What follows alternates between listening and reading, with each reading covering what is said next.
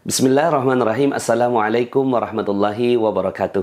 Alhamdulillah, summa alhamdulillah, wassalatu wassalamu ala rasulillah wa ala alihi wa sahbihi wa wala wa la hawla wa la quwata illa billah, amma ba'd. Alhamdulillah, senang sekali bisa bertemu dengan Anda semua. Saya doakan Anda semua mendapatkan keberkahan, kemuliaan, kejayaan, ketinggian dari Allah Subhanahu wa Ta'ala, sehingga Anda semakin dekat dengan cita-cita Anda, semakin dekat dengan harapan Anda, semakin dekat dengan dream-dream Anda, dan yang paling utama adalah semakin dekat dengan Allah Subhanahu wa Ta'ala. Amin ya rabbal alamin. Seperti biasa di channel ini kita akan membahas tentang rahasia magnet rezeki, menarik rezeki dahsyat dengan cara Allah.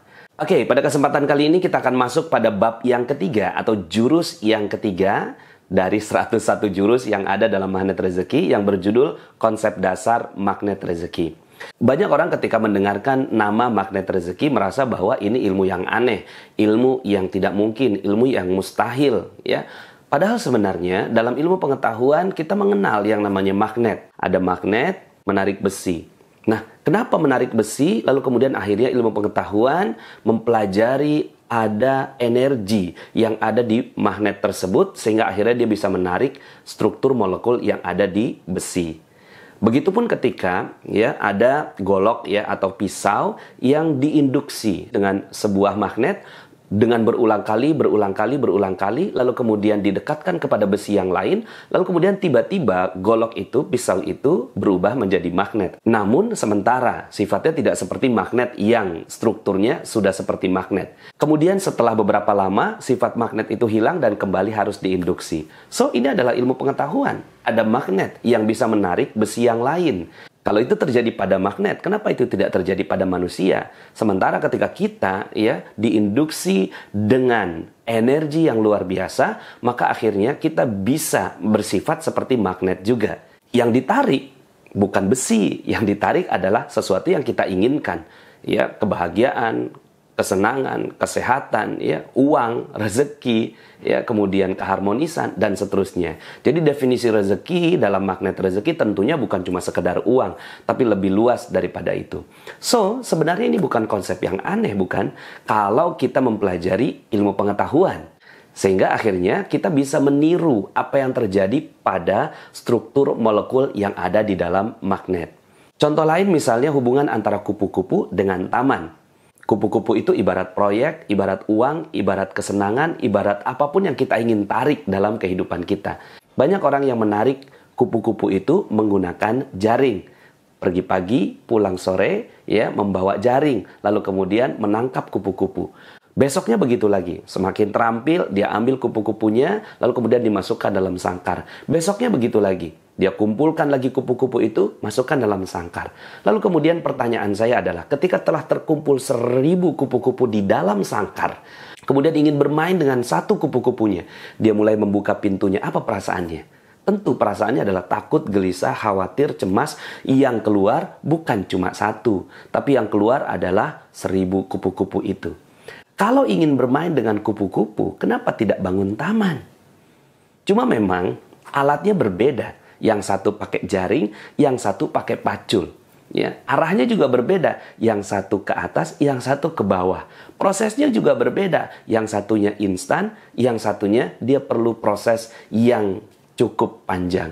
Ketika dia mulai menanam, mulai menanam pelan-pelan, lalu kemudian dia masukkan benih, dia siram, kemudian muncul tangkainya, muncul daunnya, muncul bunganya. Ketika bunga itu muncul, kupu-kupu datang sendiri. Sekarang pertanyaan saya, ketika ingin bermain dengan satu kupu-kupu yang datang itu, adakah perasaan cemas, gelisah, khawatir seperti yang tadi? Sudah nggak ada. Begitulah logika kita dalam mencari rezeki. Sebelum kenal magnet rezeki, saya pribadi itu mengejar kupu-kupu. Ada rezeki di sana, ada proyek di sana, ada uang di sana. Saya kejar, saya tarik, saya masukkan dalam sangkar. Tapi ternyata saya tidak menemukan kebahagiaan itu. Saya tidak menemukan hakikat rezeki. Saya tidak menemukan sesuatu yang membahagiakan bagi diri saya. Malahan persoalan-persoalan, hutang, amanah, badan yang tidak sehat, ketidakharmonisan terjadi pada diri saya. Sejak mengenal ilmu magnet rezeki, semua logika itu saya balik. Saya tidak lagi mengambil kupu-kupu, tapi saya mulai membangun taman. Begitu juga dengan teman-teman yang sudah mulai mengenal ilmu magnet rezeki. Mereka mulai membangun taman mereka sendiri. Tapi memang prosesnya tidak sederhana. Tapi ya setelah bunga itu muncul, setelah bunga itu ada, keajaiban datang bertubi-tubi. Kita juga nggak tahu itu kupu-kupu datang dari mana. Tiba-tiba saja itu kupu-kupu datang. Inilah yang disebut sebagai keajaiban. Kita nggak pernah tahu, si bunga ini nggak pernah tahu dari mana kupu-kupu itu datang, di mana sarangnya. Ketika malam tiba, kupu-kupu sudah tidak ada. Apakah pada saat itu kita gelisah? Tidak. Kenapa? Karena sudah ada tamannya. Besok akan datang lagi. Nah, dari dua logika ini, pertama adalah logika magnet, bahwa kita bisa diinduksi. Kita bisa diinduksi dengan energi, dan energi itu akhirnya menarik sesuatu. Lalu kalau kita pakai logikanya taman, kita bangun tamannya. Kita tidak fokus kepada kupu-kupunya. Nah, maka ilmu magnet rezeki adalah mengubah fokus kita. Mengubah fokus yang selama ini kita kerjakan, ya, dan mengubah aktivitas itu menjadi aktivitas yang lebih bermanfaat untuk kita.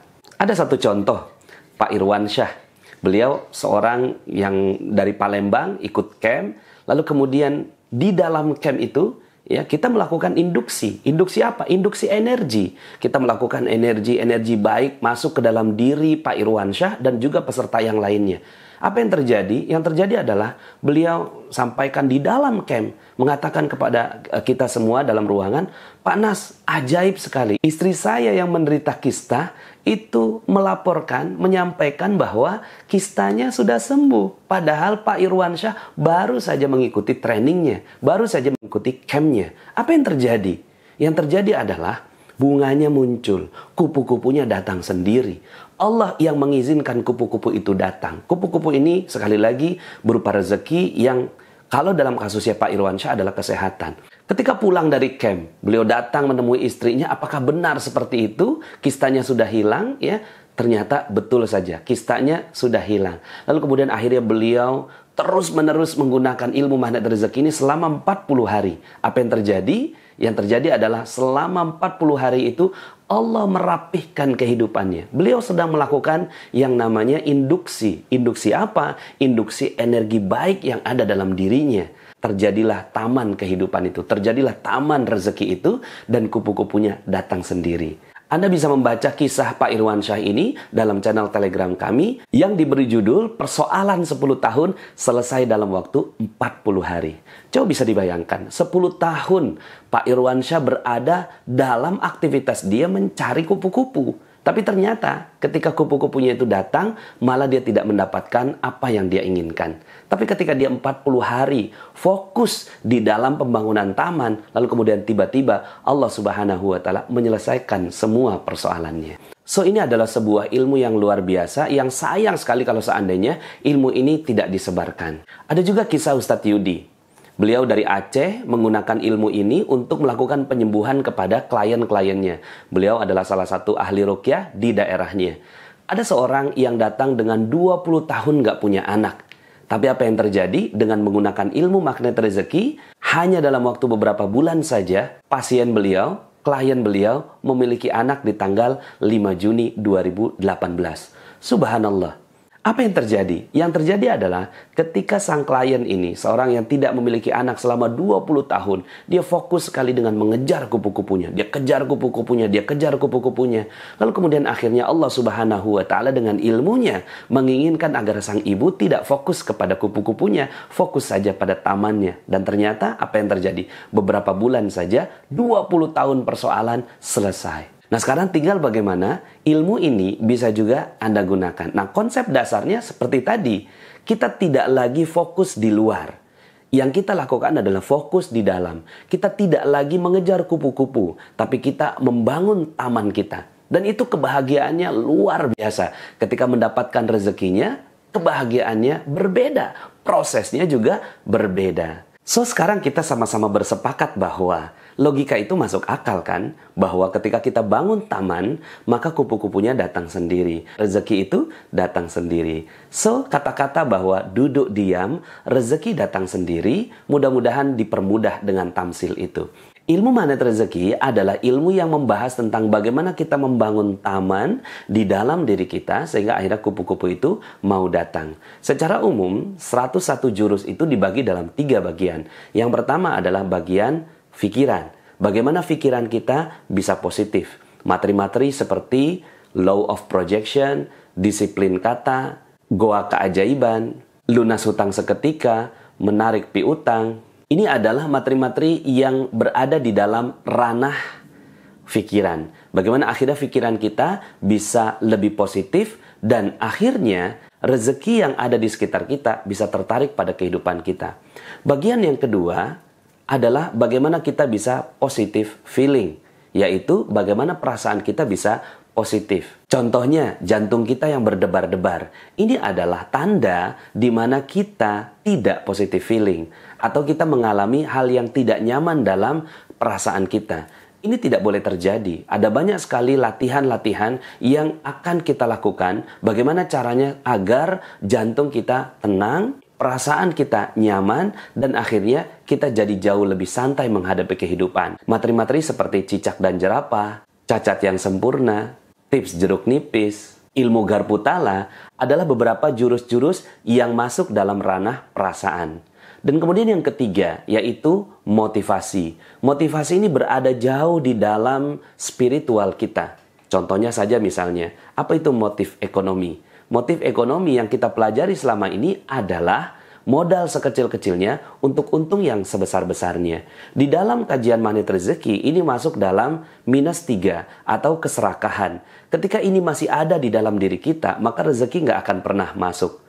Maka kita akan membahas tentang bagaimana cara kita agar kita memiliki motivasi yang lebih positif. Materi-materi seperti kickback, terumbu karang, kemenangan yang membahagiakan, syurganya istri, syurganya suami, nahnu narzukuhum, perusahaan Allah, cermin ajaib, rezeki gratis, dan beberapa jurus-jurus yang lain akan melatih kita agar motivasi kita bisa menjadi jauh lebih positif. Ada juga beberapa jurus yang lainnya yang masuk dalam ranah financial literasi atau kecerdasan finansial. Contohnya, jurus kerangkeng uang, menginstal mental kaya, menjadi tuan di negeri sendiri, memilih syariah, jalan resiko yang aman, dan jurus-jurus seperti ini akan kita bahas juga di dalam jurus magnet rezeki. Jadi, konsep dasarnya adalah kita memperbaiki apa yang ada di dalam diri kita. Di dalam materi yang sebelumnya, kita punya perisai-perisai. Perisai ini dihilangkan sehingga akhirnya tanaman itu bisa tumbuh dan kemudian kupu-kupunya bisa hadir dalam kehidupan kita. Pada kesempatan ini, saya ingin Anda tertanam dulu di dalam diri kita bahwa materi ini bukan materi yang datang dari langit, materi ini bukan materi yang aneh, materi ini bukan materi yang mustahil dilakukan, tapi bisa. Dan dengan logika yang sederhana, kita bisa menjadi magnet bagi rezeki. Mudah-mudahan Allah Subhanahu wa Ta'ala memberikan rezeki yang berkah berlimpah bagi kita, bukan hanya di dunia, tapi juga di akhirat. Saya Nasrullah, sampai jumpa dalam video berikutnya.